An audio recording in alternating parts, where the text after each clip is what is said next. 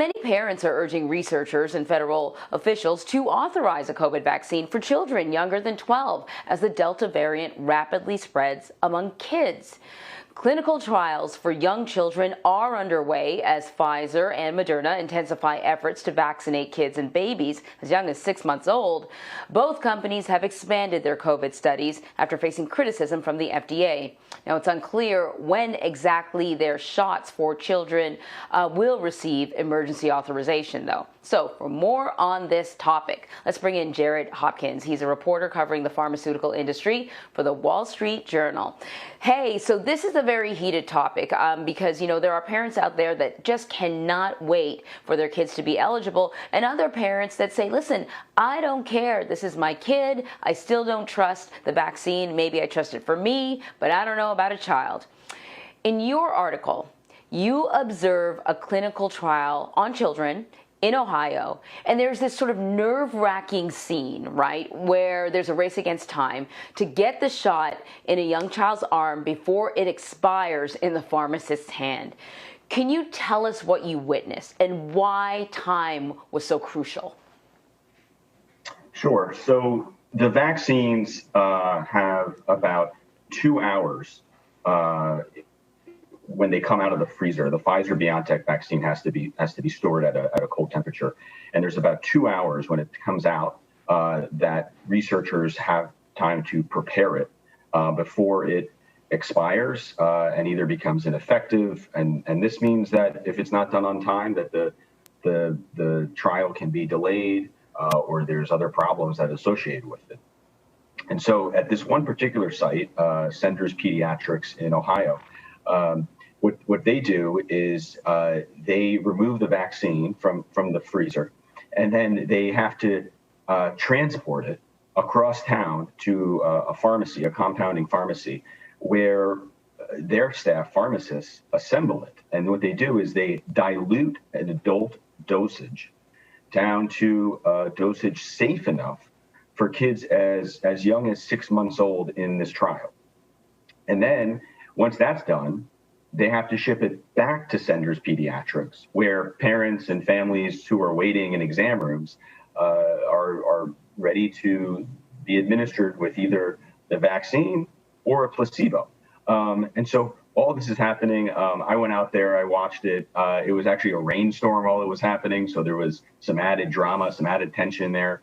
And you're watching as this happens. And the key element here is that these doses that are being diluted and prepared for young children, they have to be prepared in what's called a sterile environment, free of contamination.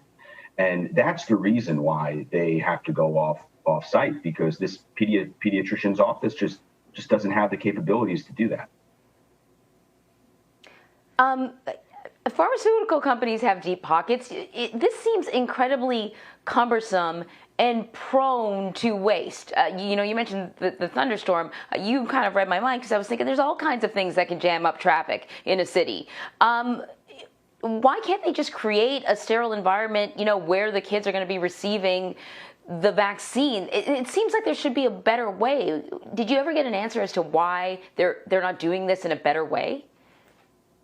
Well, there's a couple things. So one is that when these trials were planned and started months ago, the Pfizer vaccine was in a particular presentation. It has to be stored cold, has to be diluted, and that the plan, according to Pfizer, is that if this vaccine is authorized, that it will be in a different sort of availability, because you can't really imagine, you know, every sort of pediatrician's office or CVS or wherever these are going to be administered to kids is going to be diluting it in the back room of their office in a laboratory. But the reality of here is that with clinical trials, you know, you want to sort of researchers and companies to really you want to eliminate any sort of variable.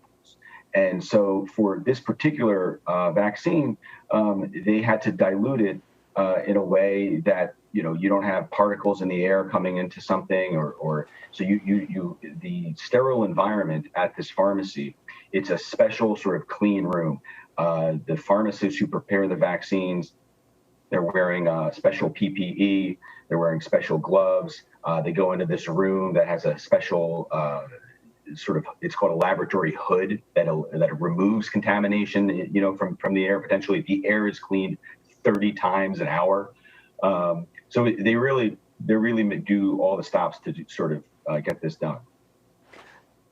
So is there a reason why they can't just ship it out pre-diluted? Pfizer doesn't have the vaccines assembled or manufactured that way at this point. This is still, when this was started months ago, they just weren't there yet, and Pfizer's sort of working towards that. If and when the authorization comes for this vaccine to be out there for the general public. Okay, so the cumbersome nature of testing, does that explain why it seems like there's been a bit of a holdup to get this vaccine ready and approved for children? Yeah, I mean, this dosing preparation is one of those factors. You've also got some other things that maybe we don't always think about, which is that in clinical trials for kids, you have to draw blood from children, which is not always an easy task. Sometimes children reject the blood draws. Sometimes you can't find the veins of kids because that's tricky. The other thing is that sometimes that in trials, if kids are old enough, they themselves have to give permission in addition to parent consent. So if you or I enroll in a trial as adults, we're the only sort of gatekeeper there, but parents have to give consent. And then you also have in some cases, children also have to give consent. So these things have contributed to slowing down these trials. And then most crucially, the FDA had asked for both Moderna and Pfizer vaccine trials for kids to be expanded. And that means enrolling more kids and doing all of what we just described just many, many more times. And that was to find as potential side effects for any of these. And they want to sort of increase the pool of potential findings for that. So, of course, we are all very concerned about the Delta variant. We are seeing a rise in cases with kids going back to class and this variant going around. The good news is a very, very, very, very small percentage of children actually end up in the hospital, that it's not making them much sicker.